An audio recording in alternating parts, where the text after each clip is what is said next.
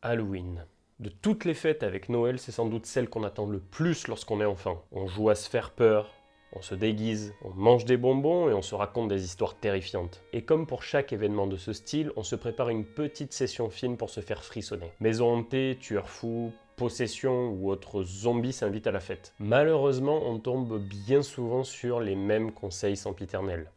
Halloween, Evil Dead, Massacre à la tronçonneuse, Conjuring, Saw... Vous l'aurez compris, c'est le nouveau concept qui mange pas de pain. Il est là pour vous donner des idées de visionnage avec 3 films de pays et d'époques différentes, mais avec une thématique en commun, les maisons de l'horreur. Pour l'entrée en matière, il ne s'agit pas d'une maison véritablement hantée, mais plus d'un endroit tombeau pour un personnage dont nous allons suivre la longue descente aux enfers. Thanatomorphose est un film de body horror canadien signé Eric Falardeau, dans lequel nous suivons Laura, une jeune artiste indépendante dont le corps commence à se décomposer de l'intérieur suite à une nuit torride avec son amant. Je pense très clairement que c'est un des films les plus dérangeants que j'ai pu voir. Non pas par la simple violence graphique visuelle du film, j'ai vu bien pire, mais par la puissance de la mise en scène du réalisateur qui use de tous les outils possibles pour nous faire ressentir de manière viscérale cette putréfaction. L'odeur de décomposition en vient limite à traverser l'écran pour nous envahir les narines. Et que dire du travail sur le son, où les mouches et la viscosité des tissus tombants rajoutent plusieurs crans à l'horreur. Avec Thanatomorphose, vous plongerez dans la solitude d'une femme, au quotidien morose et relations automatisées. Les hommes qui tournent autour d'elle ne le font que par intérêt sexuel et non par amour, et l'un d'eux s'avère même violent avec elle. Son manque de joie de vivre et son quotidien pénible se transforment alors vers une mort lente et douloureuse, où la chair, symbole de tous les désirs masculins, devient putride, horrifique, repoussante. Sorte de prolongement des géniaux Trouble Everyday ou Dans ma peau, Thanatomorphose mêle avec brio sensualité et dégoût, Eros et Thanatos, dans un body horror questionnant la condition de la femme, de son corps, de sa vie, de son inquiétude d'un vieillissement accéléré. Si je vous ai donné envie de voir ce film, sachez qu'il est disponible en SVOD sur Filmo ou Shadows, à la location sur Universiné pour 3€, et pour les amateurs de support physique, vous trouverez l'édition de DVD Blu-ray pour à peu près une quinzaine d'euros selon les vendeurs. Film suivant. On reste dans l'horreur domestique avec quelque chose de moins graphique mais tout aussi psychologique. Le locataire de Roman Polanski, 3e volet de sa trilogie de l'appartement. Dans Répulsion, il creusait le rejet du corps masculin qui tourmentait l'héroïne jusqu'à la folie dans un huis clos oppressant. Rosemary Baby s'attachait à la peur d'une mère de perdre son enfant au profit d'une entité démoniaque, préfigurant, sans le savoir, le meurtre horrible et l'infanticide que subira Sharon Tate un an plus tard. Le locataire, quant à lui, s'attache plus à la condition d'un étranger qui arrive en France et qui tente de s'en sortir comme il le peut. Mais dès son installation dans un petit appartement du 9e arrondissement, M. Trelkowski, interprété par Roman himself, se confronte à l'hostilité de ses voisins, qui tiennent au calme et à la respectabilité de l'immeuble. Peu à peu, la folie s'installe. Pour faire simple, le locataire s'immisce parfaitement dans cette angoisse qu'on peut avoir avec des voisins envahissants et lourds. Vous savez, ces voisins qui viennent vous dire que faire la vaisselle à 19h30 faisait trop de bruit, que tousser quand vous êtes malade, ça les dérange. Le locataire, c'est ça, fois 1000. On est à Paris après tout, j'y suis passé, les murs sont fins, et donc propices à toutes les petites querelles de voisinage.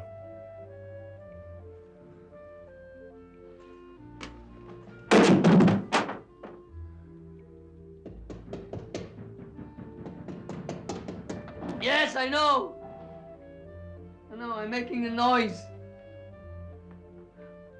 We should have knocked before when the thieves were here.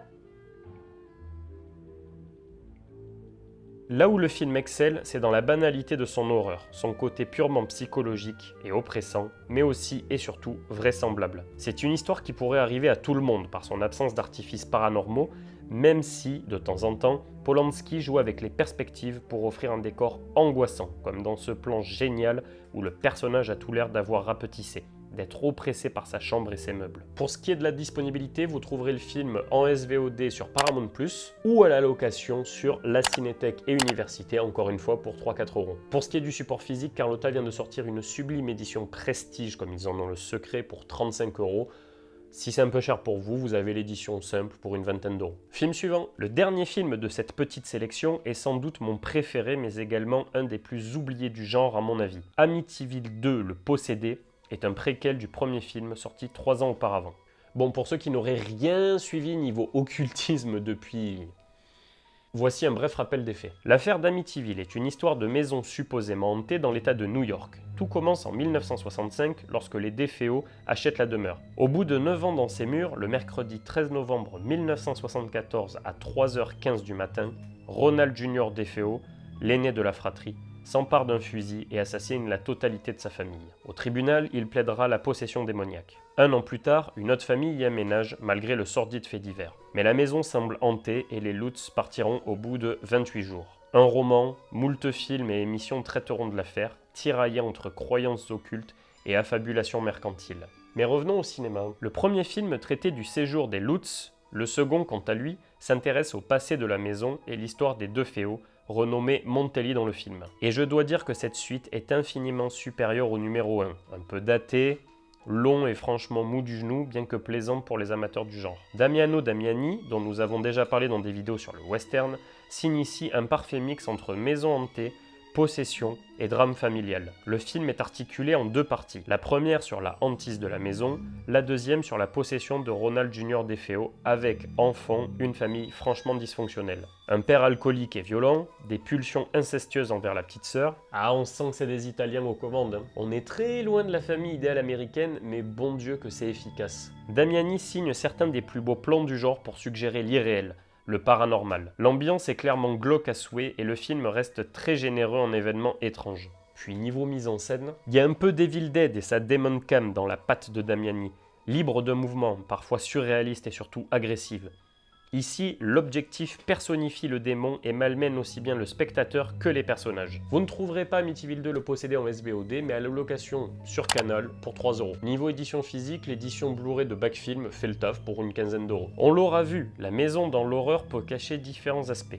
Elle peut être le tombeau putréfié d'une mélancolie solitaire, l'excroissance d'une paranoïa démentielle, ou le théâtre de phénomènes paranormaux. Et le pire dans tout ça, c'est que cela arrive dans un endroit qu'on prend pour un refuge, un endroit inatteignable, l'excroissance de notre propre intimité. C'est d'ailleurs pour cette raison que les home invasions sont si prenants, parce qu'ils viennent troubler la tranquillité d'un foyer et d'une famille. Avec cette petite sélection, vous aurez eu du body horror, de l'horreur psychologique et du paranormal saupoudré de possession. C'est quand même pas mal pour un Halloween, non? J'espère que cette sélection vous aura plu. N'hésitez pas à dire en commentaire les films que vous auriez mis ou les prochaines thématiques que vous aimeriez soulever. J'espère que je vous ai donné envie de les découvrir ou de les redécouvrir. En attendant de prochaines vidéos, n'hésitez pas à liker, partager, vous abonner, c'est important pour le référencement de la chaîne. Rejoignez également nos réseaux sociaux disponibles en description et on se dit à très bientôt pour de nouvelles vidéos.